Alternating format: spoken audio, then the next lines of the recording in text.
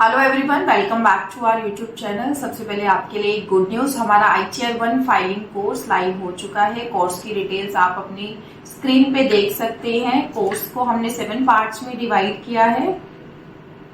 इस कोर्स में आपको सभी तरीके की जो इन्फॉर्मेशन है वो मिलने वाली है कि ITR 1 आपको कब फाइल करनी है, कैसे फाइल करनी है, कौन फाइल कर सकता है, कैसे आप न्यू और ओल्ड का सिलेक्शन करेंगे, टैक्स एग्जाम का किस तरीके से आपको जो है अपना रिफंड क्लेम करना है, कैसे आपको टैक्स प्लानिंग करनी है, या फिर अगर आपका टैक्स बन रहा है तो किस तरीके से आपको उस टैक्स की पेमेंट करनी है। सो ये हमारे कोर्स की डिटेल है। कोर्स का लिंक मैं आपको डिस्क्रिप्शन बॉक्स में मेंशन कर दूंगी, आप उस लिंक पे क्लिक करके हमारे कोर्स को अवेल कर सकते हैं। अब बात करते हैं हमारी इस वीडियो के बारे में। इस वीडियो में हम डिस्कस करेंगे आपकी टैक्स प्लानिंग से रिलेटेड कि आप किस तरीके से अपनी टैक्स प्लानिंग कर सकते हैं उस साल के लिए भी जिस साल के आप रिटर्न फाइल करने जा रहे हैं, या फिर अपने फ्यूचर ईयर्स के लिए भी किस तरीके से टैक्स प्लानिंग को कर सकते हैं। ये जो हमारी वीडियो है ये हमारी कोर्स की ही एक डेमो वीडियो है आप सबके लिए। ये वीडियो अगर आपको पसंद आए तो हमारे कोर्स को अवेल करना ना भूलिए। तो चलिए वीडियो को स्टार्ट कर लेते हैं। टैक्स प्लानिंग क्या होती है ये बताने की तो आई थिंक मुझे जरूरत नहीं है।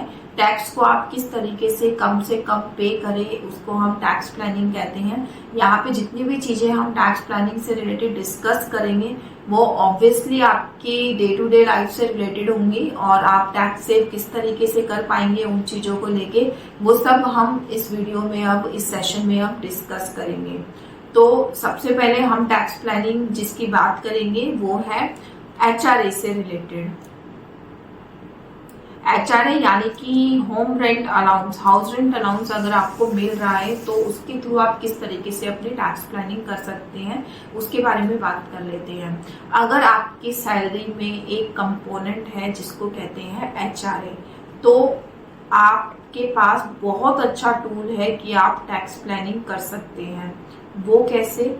जब भी आपको इस तरीके का HRA मिलता है, हाउस रेंट अलाउंस मिलता है, तो उसकी जो अलाउंस आपको मिलती है वो सबसे पहले तो किसी भी डिडक्शन में कवर नहीं होती। ना तो वो ATC की डिडक्शन में कवर होती है, उसकी जो 150 की लिमिट है उसमें कवर होती है, ना ही मेडिक्लेम की लिमिट में कवर होती है, ना ही आपकी जो और डिडक्शंस हैं 80 TTA की, 80 TTB की, जितनी भी मैंने अपने डिडक्शंस के सेशन में डिडक्शन कवर करी थी उसमें कोई भी किसी के अंदर भी आपकी जो home rent house rent allowance है वो आपकी कवर नहीं होती। तो इसका मतलब इसके ऊपर कोई भी एग्जेम्पशन लिमिट आपकी कवर नहीं होती। आप जितना आप क्लेम कर सकते हैं वो किसी भी एग्जेम्पशन लिमिट के अंदर नहीं आ सकता। तो ये अमाउंट आपका एडिशनल डिडक्शन है उन डिडक्शंस के अलावा जो हम डिस्कस करके आ रहे हैं। तो इसीलिए मैंने बोला कि ये आपका बहुत अच्छा टैक्स प्लानिंग का टूल हो सकता है। अब बात करते हैं कि HRA आप क्लेम कब कर सकते हैं।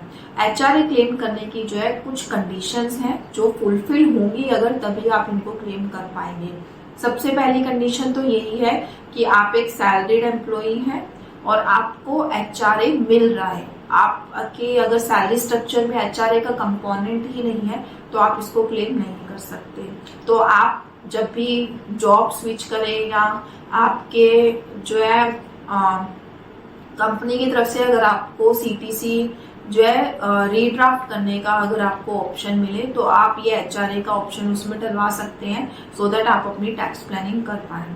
दूसरी कंडीशन इसकी क्या है कि आपने एक्चुअली रेंट पे किया हो, क्योंकि ये एग्जम्पशन है ही रेंट के लिए। तो इसमें क्या है कि आप एक्चुअली अगर रेंट पे कर रहे हैं तभी आपको HRA की एग्जम्पशन मिलेगी।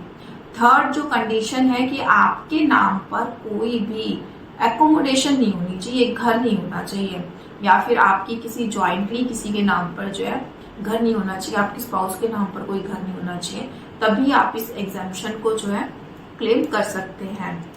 अब कहाँ ये घर नहीं होना चाहिए इसके पीछे भी एक कहानी है कि आपके नाम पर उस सिटी में घर नहीं होना चाहिए जिस सिटी में अभी आप रह रहे हो रेंट पे। ठीक है, ये सिटी मैंने वर्ड क्यों यूज किया है अभी हम इसके बारे में डिस्कस करेंगे। फोर्थ जो इसकी कंडीशन है कि आप अगर रेंट पे कर रहे हैं 1 लाख रुपीज से ज्यादा तो ये मैंडेटरी है कि आप अपने लैंडलॉर्ड का पैन नंबर जो है अपने एम्प्लॉयर को प्रोवाइड करें। ठीक है, तो ये अगर आप 4 कंडीशन फुलफिल कर देते हैं तो आप HRA क्लेम कर सकते हैं। अब आपके माइंड में ये क्वेश्चन आ रहा होगा कि मैं रेंट पे तो रहता नहीं कि जो मैं एचआरए को क्लेम कर पाऊँ, तो फिर आप किस तरीके से टैक्स प्लानिंग कर सकते हैं।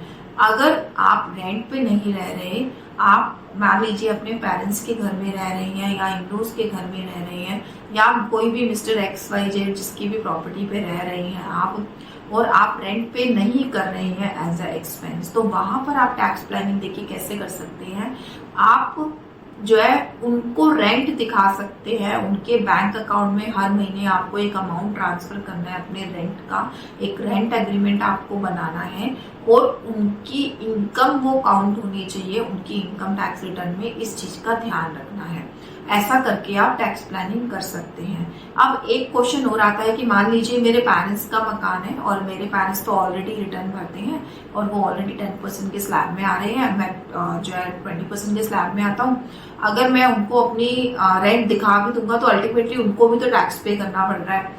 तो यहाँ पर एक ये क्वेश्चन आता है कि आप तो आ रहे हैं 20% की स्लैब में, ठीक है, आपकी जो इनकम है वो है 20% की स्लैब में। अगर आप अपने पेरेंट्स को रेंट दिखाते हैं तो वो 10% की स्लैब में अगर आ रहे हैं, तो यहाँ अगर मैं जो है दोनों का मिलाकर भी देखूं तो ओवरऑल तो आप 10% टैक्स सेव कर रहे हैं ना।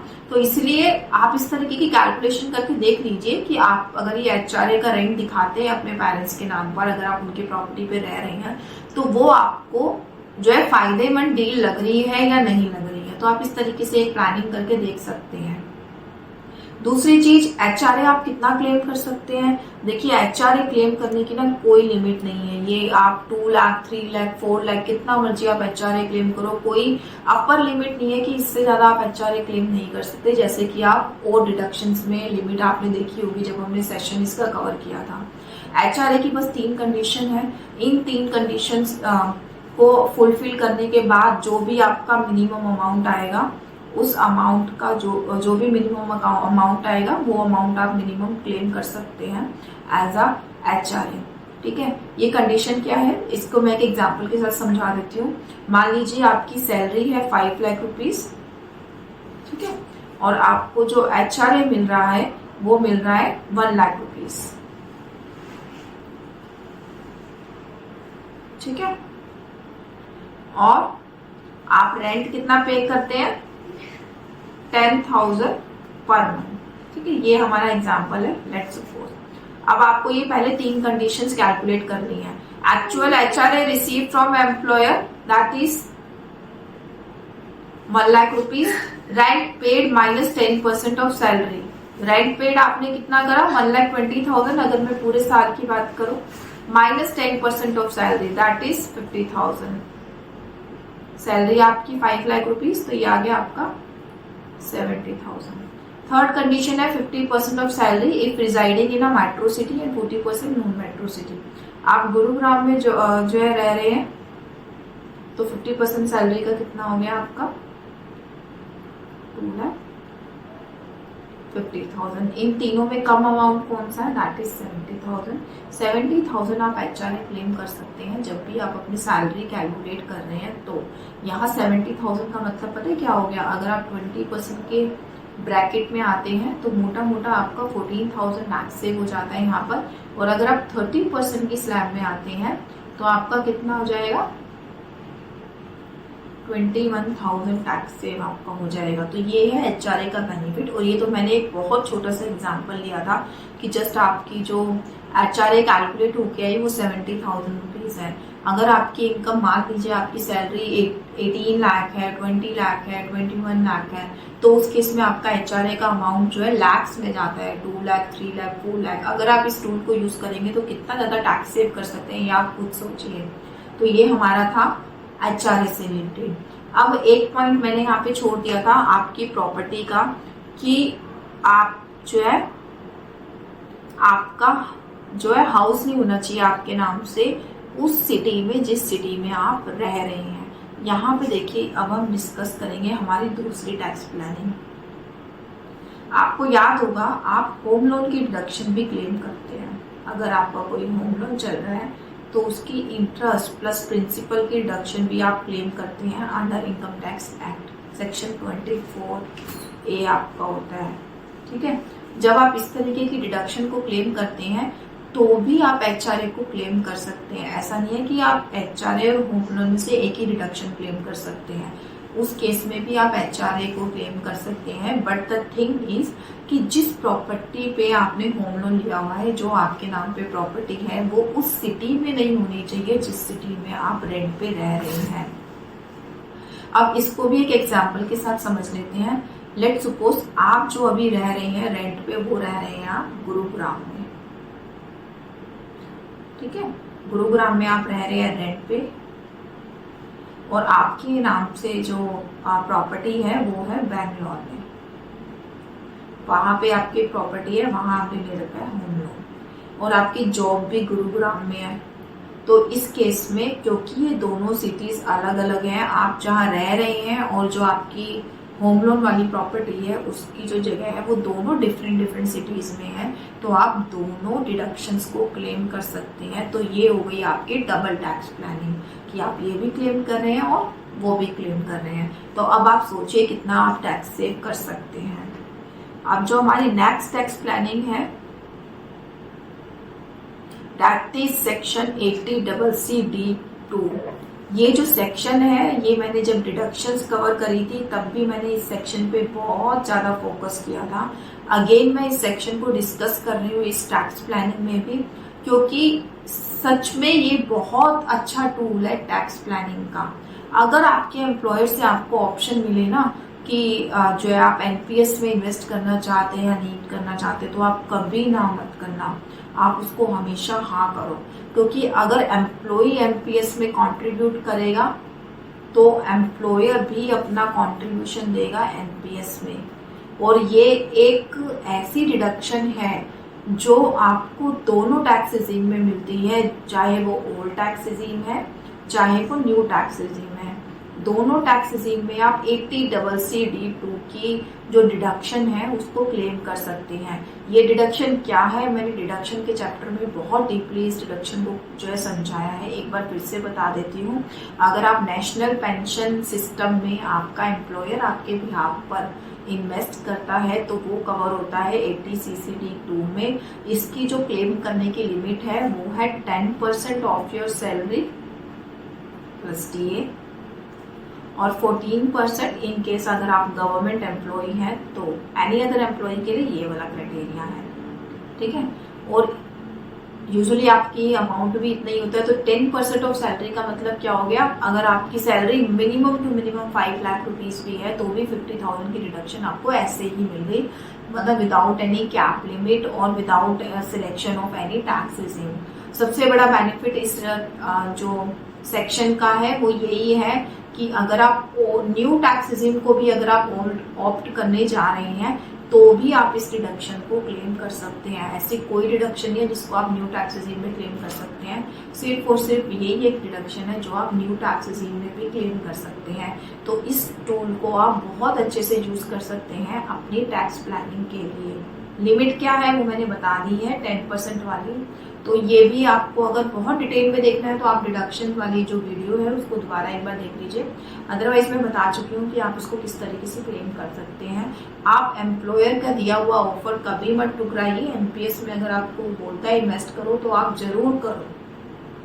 नेक्स्ट जो हमारी डिडक्शन है टैक्स प्लानिंग से रिलेटेड वो है टैक्स रेजिम कैलकुलेशन।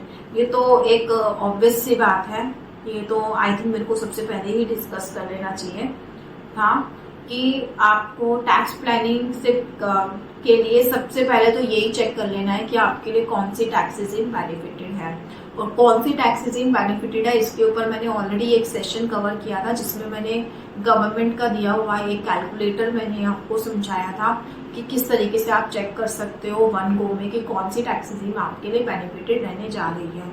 यहाँ पे मैंने इस पॉइंट को दोबारा इसलिए डिस्कस किया क्योंकि यहाँ पे आप फ्यूचर एनालिसिस करके भी अपनी टैक्स रेजिम को सिलेक्ट कर सकते हो कि आप पहले से ही जो है ये सोच लीजिए आप कौन कौन सी इन्वेस्टमेंट इस साल में करने वाले हैं। 80C की, 80D की, इस साल में आप HRA क्लेम कर पाएंगे या नहीं कर पाएंगे, होम लोन आपका इस साल में है या नहीं है, ठीक है।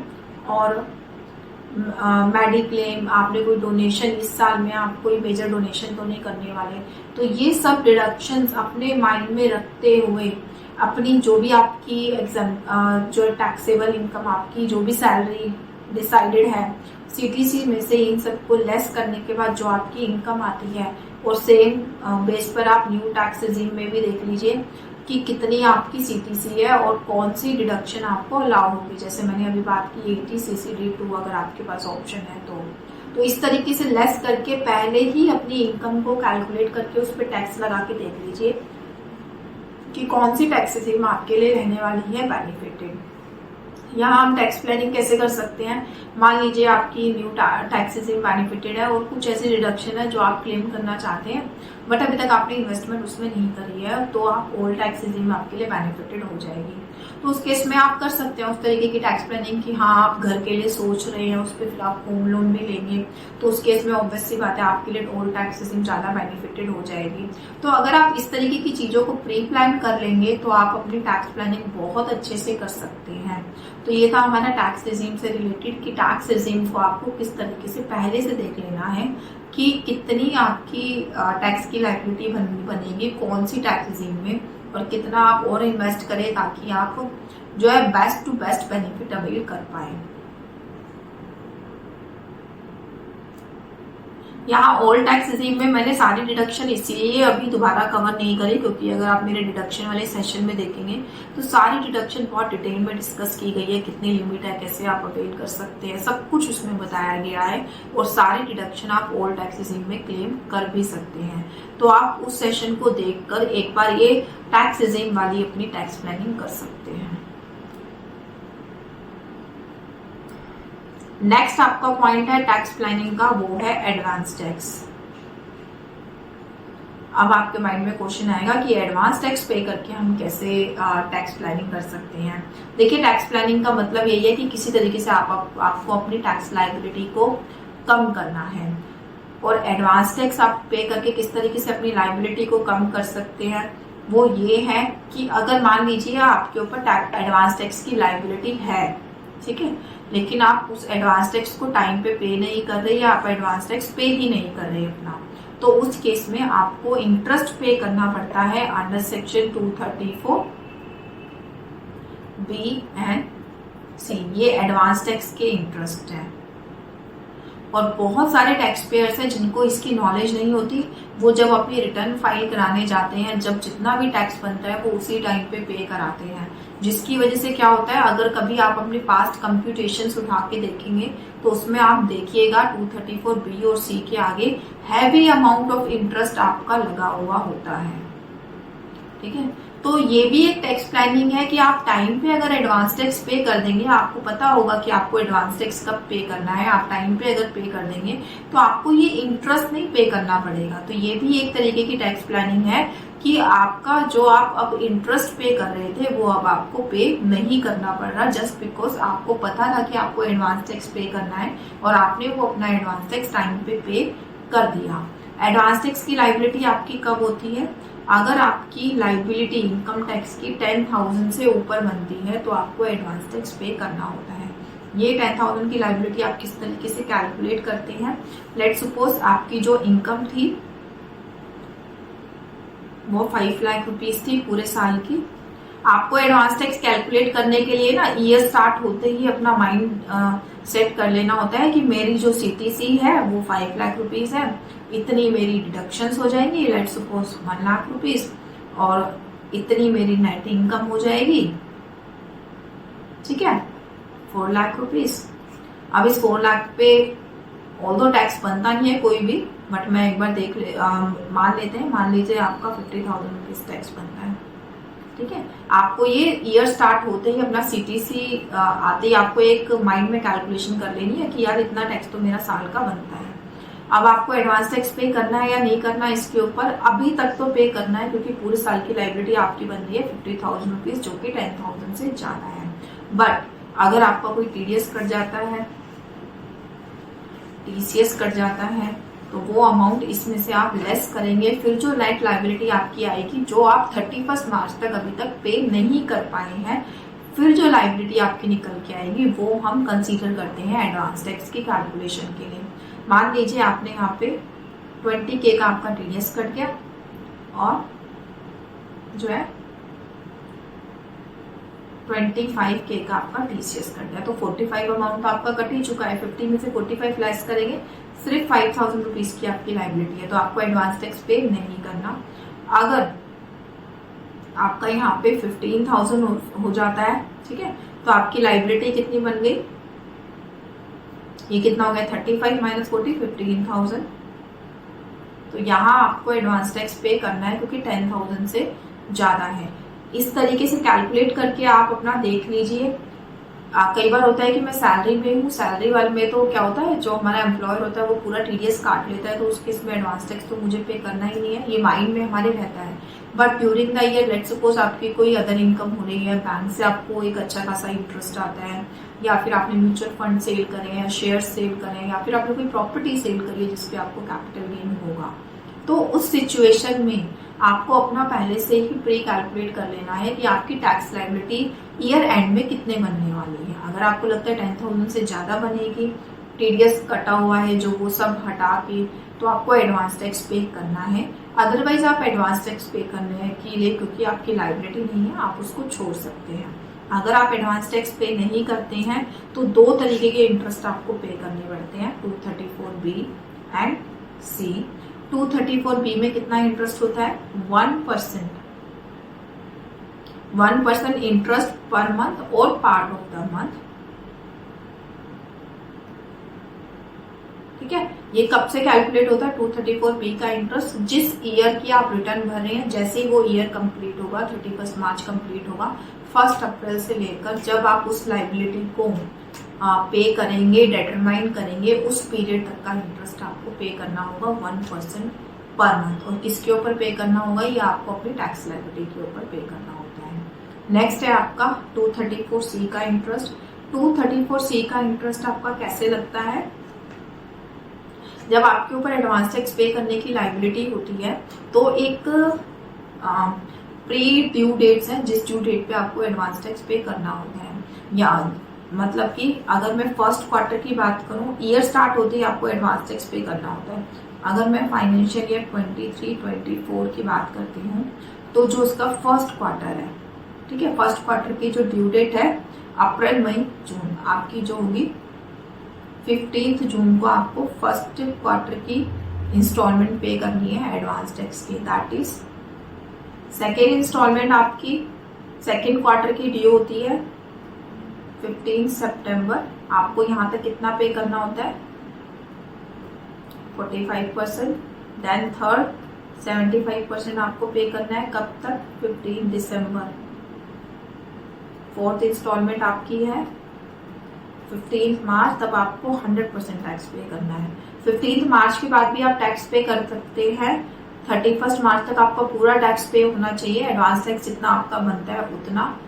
तो आप 234BC का जो इंटरेस्ट है वो आप सेव कर लेते हैं, और तो 234C का आपको इंटरेस्ट लगता रहता है। तो ये जो इंस्टॉलमेंट में आपको टैक्स पे करना है, अगर आपने फर्स्ट इंस्टॉलमेंट टैक्स पे नहीं करा, तो ये जो 3 मंथ्स का आपने टैक्स पे नहीं करा, इन 3 मंथ्स के ऊपर आपको 1% टैक्स पर मंथ के हिसाब से पे करना होगा। इसका कैलकुलेशन क्राइटेरिया होता ही डिफरेंट है, तो आपको हर एक क्वार्टर में इतना इतना % टैक्स अपना पे करके चलना है। अगर आप इसको लैग करते हो पेमेंट में, तो आपको हैवी इंटरेस्ट पे करना पड़ता है, जिसको आप पहले से ही अगर आप सेव कर लेंगे तो आपकी अल्टीमेटली एक टैक्स सेविंग हो जाएगी। तो ये था आपका नेक्स्ट टैक्स प्लानिंग का टूल। नेक्स्ट है आपका 80CCD1B। 80CCD1B में मैं ऑलरेडी डिस्कस कर चुकी हूँ। अभी हमने जैसे 80CCD2 डिस्कस किया, वो इसी का ही पार्ट है। 80CCD2 हम अभी अभी डिस्कस करके आए हैं, 80CCD1B का ही पार्ट है ये। 80CCD1B भी आपका NPS से रिलेटेड है, जो मेरा डिडक्शन वाला सेशन है उसमें बहुत डिटेल में मैंने इसको डिस्कस किया है। 80CCD1B जो है आपका टैक्स प्लानिंग के लिए मैंने इसलिए कवर किया है अलग से, एक बार मैं बता चुकी हूँ, फिर से मैं इसको इसलिए एक्सप्लेन कर रही हूँ क्योंकि अभी भी कुछ टैक्स पेयर्स ऐसे हैं जिनको अवेयरनेस नहीं है कि 80C के 1,50,000 के अलावा 80D के जो 50,000 तक आप क्लेम कर सकते हैं मेडिक्लेम, उसके अलावा एक और सेक्शन ऐसा है जहां पर आप अलग से जो है 50,000 की लिमिट को क्लेम कर सकते हैं। 80CCD1B एक ऐसा सेशन है जहां पर आपको अलग से 50,000 की लिमिट मिलेगी। आपके एनपीएस के इन्वेस्टमेंट के ऊपर। वो लिमिट आपकी 80C से भी अलग है, 80D से भी अलग है, 80G से भी अलग है। तो एक अलग सेक्शन है, एक अलग लिमिट आपको दी जा रही है। ये सेक्शन बहुत पुराना नहीं है, अभी 7-8 ईयर्स पहले ही ये लॉन्च हुआ था ये सेक्शन। अभी भी कम अवेयरनेस है इस सेक्शन के बारे में, इसीलिए मैंने यहाँ पे डिस्कस किया दोबारा कि अगर आप अपनी टैक्स प्लानिंग करना चाहते हैं तो एनपीएस में भी आप इन्वेस्टमेंट कर सकते हैं। यहाँ पे आपको 50,000 का अलग से रिबेट मिलेगा। ऑल्दो ये जो रिबेट है ये आपके 80C में भी कवर होता है, बट वो 80CCC है आपका सेक्शन, ये 80CCD 1B है। दोनों को आप ऑल टुगेदर यूज कर सकते हो। मैंने बताया है डिडक्शंस के सेशन में आप कैसे यूज कर सकते हैं। तो ये एक बेस्ट टूल है आपके टैक्स सेविंग के लिए कि आप एनपीएस में इन्वेस्ट करें।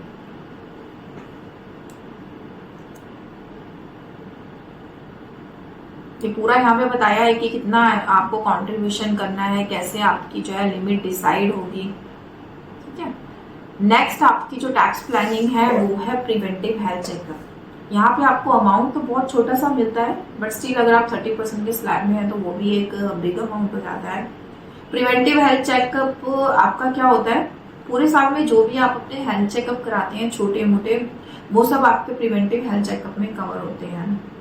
चाहे आप अपने लिए करा रहे हैं, चाहे आप अपने स्पाउस के लिए करा रहे हैं। तो ये जो प्रिवेंटिव हेल्थ चेकअप का सेक्शन है वो है सेक्शन 80D।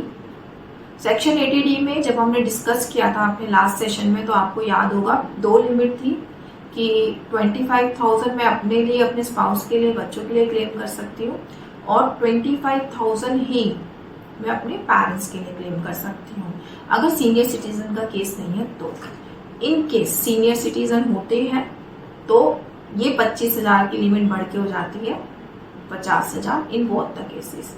तो मैक्सिमम लिमिट जो मैं 80D में क्लेम कर सकती हूँ वो 1 लाख क्लेम कर सकती हूँ। समटाइम्स ये होता है कि ये जो अमाउंट 25 या 50,000 है, ये अमाउंट मेरा प्रीमियम का अमाउंट जो है कम होता है, इससे पूरा अमाउंट नहीं होता।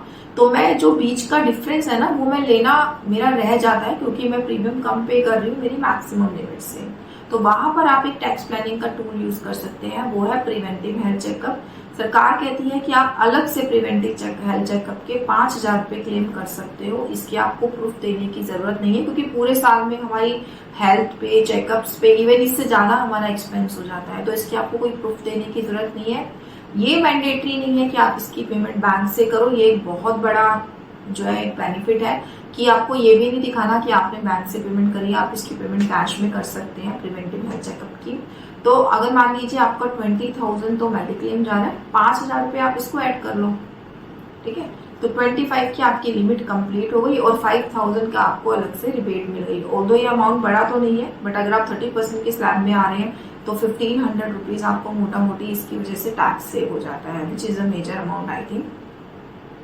ठीक है, तो इस तरीके से भी आप टैक्स प्लानिंग कर सकते हैं कि अगर आपका जो मेडिक्लेम का जो अमाउंट है वो आपकी मैक्सिमम लिमिट से कम बन रहा है, आप कम क्लेम कर पा रहे हैं जस्ट बिकॉज में आपका प्रीमियम कम है, तो आप उसमें प्रिवेंटिव हेल्थ चेकअप के अमाउंट को ऐड कर सकते हैं, जिसकी आपको प्रूफ वगैरह देने की कोई जरूरत नहीं होती है।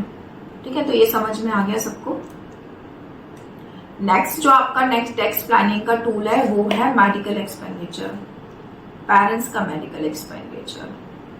ये भी आपका सेक्शन 80D में कवर होता है। जैसे प्रिवेंटिव हेल्थ चेकअप को अभी हमने डिस्कस किया 80D को, ये भी आपका 80D में कवर होता है। बट 80D का अभी तक जो एक जनरल नॉलेज है कि यार इंश्योरेंस करा रखा है तो इंश्योरेंस प्रीमियम जो हम पे करते हैं उतना हम क्लेम कर सकते हैं, मैक्सिमम लिमिट सबको बताएं। बट इसके बारे में भी अभी कम अवेयरनेस है, तो इसलिए मैं इसको दोबारा डिस्कस करना चाहूंगी। ऑल्दो इसको भी हम डिडक्शंस के टाइम पर डिस्कस कर चुके हैं। पेरेंट्स मेडिकल एक्सपेंडिचर, ये डिडक्शन आप कब क्लेम कर सकते हैं? मान लीजिए आपके पेरेंट्स का इंश्योरेंस है ही नहीं, ठीक है। एक होता है ना कि एक पर्टिकुलर एज के बाद इंश्योरेंस नहीं करा सकते मेडिकल इंश्योरेंस, या फिर हम कराते हैं तो उसका जो प्रीमियम का अमाउंट होता है वो बहुत ज्यादा होता है। तो उस केस में समटाइम्स हमारे पेरेंट्स के पास इंश्योरेंस नहीं होता, क्योंकि पहले उनको अवेयरनेस नहीं होती, और अगर आप वो अब कराने जाएंगे या तो प्रीमियम ज्यादा पे करना पड़ेगा, या फिर कुछ मेडिकल कंडीशंस ऐसी होती है कि वो क्लेम जो करा ही नहीं सकते। तो उस केस में क्या मैं बेनिफिट ही नहीं ले सकता? मेरे पेरेंट्स के ऊपर तो बहुत एक्सपेंस होता है, मेडिकल एक्सपेंडिचर होता है, तो जस्ट बिकॉज मैंने इंश्योरेंस नहीं दे रखा तो मेरे को तो डबल मार खानी पड़ रही है, ना तो मैं इंश्योरेंस प्रीमियम का क्लेम कर पा रहा हूँ और जो इंश्योरेंस प्रीमियम मेरे को मेडिकल एक्सपेंडिचर भी अपना पे करना पड़ रहा है। तो इसीलिए ये गवर्नमेंट ये रूल लेके आई थी कि मान लीजिए आपके पेरेंट्स का इंश्योरेंस नहीं है बट लास्ट ईयर में आपने उनकी हेल्थ से रिलेटेड चेकअप कराए हैं, उनको वो हॉस्पिटलाइज रहे हैं, आपके पास हॉस्पिटल के पूरे बिल्स हैं, आपने मेडिकल एक्सपेंडिचर किया है अपने पेरेंट्स के ऊपर, तो आप इस सेक्शन में अलग से 50,000 की डिडक्शन क्लेम कर सकते हैं। इसमें जो कंडीशन है वो यही है कि उनका इंश्योरेंस नहीं होना चाहिए, दूसरा वो जो है सीनियर सिटीजन की कैटेगरी में आने चाहिए, उनकी जो एज है वो 60 ईयर्स से अबव होनी चाहिए, ठीक है, तभी आप इस डिडक्शन को क्लेम कर सकते हैं, अदरवाइज आप एक्सपेंडिचर की डिडक्शन को क्लेम नहीं कर सकते। और आप इसको ऐसे ही रैंडमली क्लेम कर सकते हैं, आपके पास हॉस्पिटल के बिल्स होने चाहिए प्रॉपर, आपकी ऑनलाइन पेमेंट होनी चाहिए कि हाँ आपने सच में एक्सपेंडिचर किया है। ये मैंने सेक्शन यहाँ पे इसलिए डिस्कस किया क्योंकि आज के टाइम पे हेल्थ इशू बहुत नॉर्मल बात है और इंश्योरेंस प्रीमियम पहले से ना हो, मेडिक्लेम ना हो, ये भी बहुत कॉमन बात है क्योंकि मेडिकल पॉलिसीज के कुछ ऐसे रूल है समटाइम्स हम नहीं ले पाते एक पर्टिकुलर एज के बाद। तो इसलिए गवर्नमेंट ने ये रिलीज दे रखा है आपको कि मान लीजिए आपके पेरेंट्स के ऊपर एक्सपेंडिचर आप कर रहे हैं उस फाइनेंशियल ईयर में, तो आप उसका डिडक्शन ले सकते हैं, 50,000 रुपए तक आप उसकी डिडक्शन ले सकते हैं। मैक्सिमम लिमिट 50,000 है, एज उनकी होनी चाहिए 60 ईयर्स है। अब यहाँ पे एक सिचुएशन ये भी क्रिएट होती है, मिस्टर ए है, ठीक है, अब उनकी जो मदर है एक्स एंड वाई और फादर है, मदर का तो है उनके पास इंश्योरेंस, फादर का नहीं है, ठीक है, मदर का वो इंश्योरेंस पॉलिसी लेट सपोज पे कर रहे हैं 24,000 और ये सीनियर सिटीजन का केस है, they are the senior citizen, ठीक है, और फादर का इंश्योरेंस नहीं है। फादर अभी रिसेंटली हॉस्पिटलाइज होके आए हैं तो उसका हॉस्पिटल का बिल था 35,000। तो मैडम अब मैं कितना क्लेम कर सकता हूँ, मदर का ही क्लेम करूँ या फादर का क्लेम करूँ? आप यहाँ पे दोनों क्लेम कर सकते हैं क्योंकि जो आपकी लिमिट है ना सीनियर सिटीजन के टाइम पर आपकी लिमिट होती है 50,000 की क्लेम करने की। हमने ऊपर डिस्कस किया था कि 50,000 की लिमिट होती है, आप दोनों ही क्लेम कर सकते हैं, बस वो 50,000 से ऊपर नहीं जाना चाहिए, ठीक है। तो अब देखिए कितना बेनिफिट है। अगर आपको ये पता नहीं होता तो डेफिनेटली आप ये फादर वाला अमाउंट छोड़ देते क्योंकि आपको इंश्योरेंस प्रीमियम आप पे नहीं कर रहे हैं यहाँ पे। तो इस चीज की अवेयरनेस बनाए रखिए कि अगर इंश्योरेंस प्रीमियम नहीं है, मेडिक्लेम नहीं है, तब भी आप डिडक्शन क्लेम कर सकते हैं मेडिकल एक्सपेंडिचर्स का।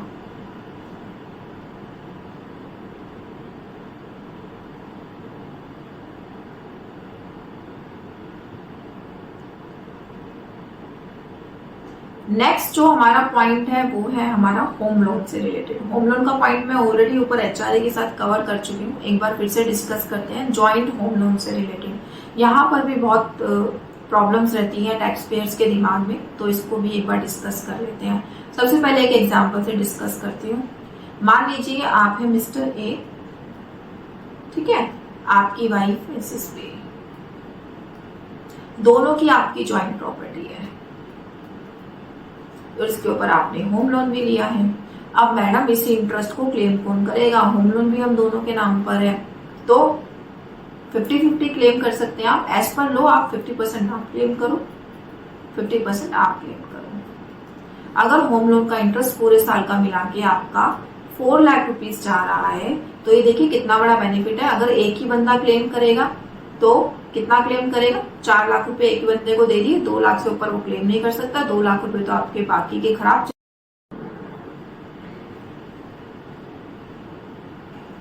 अगर आपका यहाँ पे ज्वाइंट लोन है तो आप दोनों जने 2 लाख रुपीज के डिडक्शन को क्लेम कर सकते हैं और ये 4 लाख रुपीज आपके पूरे यूज हो सकते हैं। आप यहाँ पे टैक्स प्लानिंग कैसे यूज कर सकते हैं, टैक्स प्लानिंग कैसे कर सकते हैं? मान लीजिए आप अब जा रहे हैं होम लोन लेने और आप कंफ्यूज हैं कि आप दोनों के नाम पर ले या नहीं ले होम लोन, तो आई सजेस्टेड आप दोनों के नाम पे लीजिए अगर आप दोनों वर्किंग है तो, ठीक है। तो उस केस में क्या होगा, होम लोन का इंटरेस्ट स्टार्टिंग के केस में स्टार्टिंग की ड्यूरेशन में बहुत ज्यादा होता है इंटरेस्ट का अमाउंट, तो आप दोनों पार्टीज के बीच में वो 50-50% या जितना भी आपका शेयर है उतना डिवाइड हो जाएगा, जिससे आप पूरे इंटरेस्ट का बेनिफिट ले पाएंगे क्योंकि दोनों को मिल रही है 2 लाख की each limit, under section 24। Second situation आती है कि अभी तो ये इंटरेस्ट मेरा ज्यादा है, ठीक है। सेकंड मेरी सिचुएशन है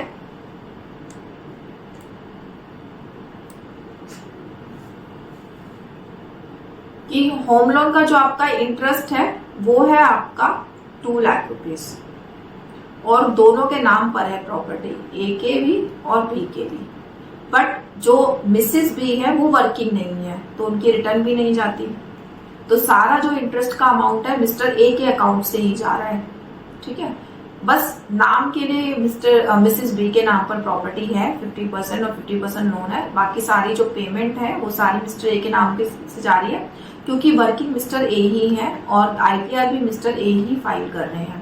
तो उस केस में लॉ में लिखा गया है कि क्योंकि पेपर्स पे दोनों का नाम है तो इसका मतलब ये नहीं कि इंटरेस्ट दोनों को 50-50% पे करना है। उस केस में आप क्या कर सकते हैं, क्योंकि ए के अकाउंट से सारी पेमेंट जा रही है, ए ही वर्किंग है, तो उसका जो ओनर है डीम्ड ओनर वो ए ही माना जाएगा। तो यहाँ पे ए को राइट है कि वो पूरे 2 लाख के इंटरेस्ट की डिडक्शन को क्लेम कर सके without any division between A and B, तो टोटल इंटरेस्ट को यहाँ पे क्लेम कर सकता है। तो ये एक ऐसा टैक्स टूल है जिसको आप अपने अकॉर्डिंग यूज कर सकते हैं कि अगर दोनों वर्किंग है, होम लोन लेने जा रहे हैं तो दोनों के नाम पे लीजिए आपको होम लोन। अगर दोनों वर्किंग नहीं है, एक ही बंदा वर्किंग है, फिर भी आपका होम लोन दोनों के नाम पे चल रहा है, एक ही के अकाउंट से पेमेंट जा रही है, तो आप उस पर्टिकुलर पर्सन को वो पूरा इंटरेस्ट ट्रांसफर कर सकते हैं बिकॉज वो एक डीम्ड ओनर है उस प्रॉपर्टी का। तो इसकी अवेयरनेस भी बहुत कम है, तो आप इस टैक्स टूल को यूज करके अपनी टैक्स प्लानिंग कर सकते हैं, ठीक है। कंटेंट में भी मैंने सब कुछ यही मेंशन किया है कि मैक्सिमम लिमिट आपकी 2 लाख रुपीस की होती है और कैसे कैसे आप कर सकते हैं सिंगल बोर्ड और paying full amount of loan and क्या क्या पेपर्स आपके पास होने चाहिए, आपके पास इंटरेस्ट सर्टिफिकेट वगैरह होना चाहिए, ठीक है। इसी होम लोन से रिलेटेड एक और टैक्स प्लानिंग का टूल है, वो है प्री कंस्ट्रक्शन।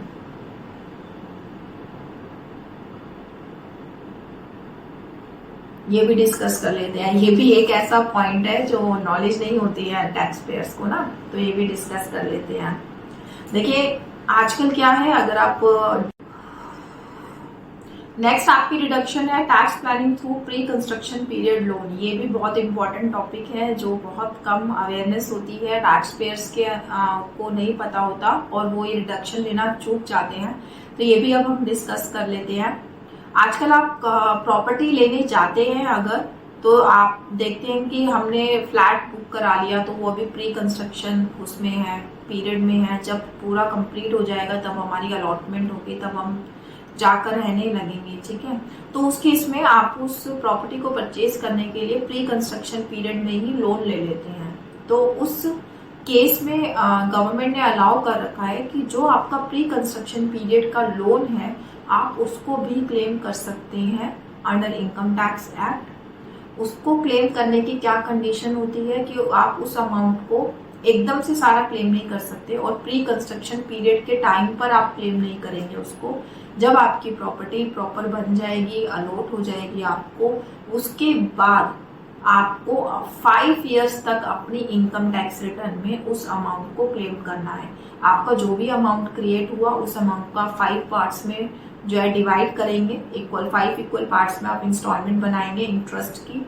फिर उसको आप इनकम टैक्स रिटर्न में अलॉटमेंट होने के बाद आपकी प्रॉपर्टी हर साल जो है उस अमाउंट को 1-1 साल करके 5 साल तक जो है क्लेम कर लेंगे प्री कंस्ट्रक्शन इंटरेस्ट को भी।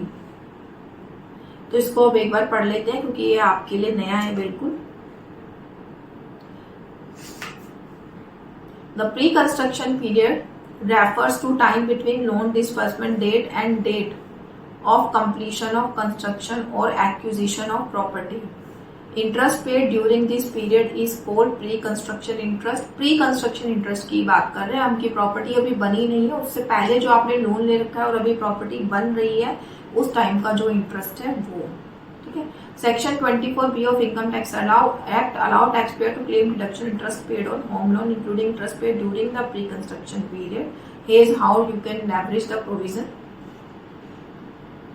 The total interest paid during the pre-construction period can be claimed as deduction in 5 equal installments starting from year in which construction is completed or the property is acquired. जब आप property को acquire कर लेंगे, आपकी property बन जाएगी, उसके बाद आप 5 साल तक उसको जो है वो करेंगे, क्लेम करेंगे। मैक्सिमम कितनी रिडक्शन लिमिट होती है आपकी? 2 लाख रुपीज होती है।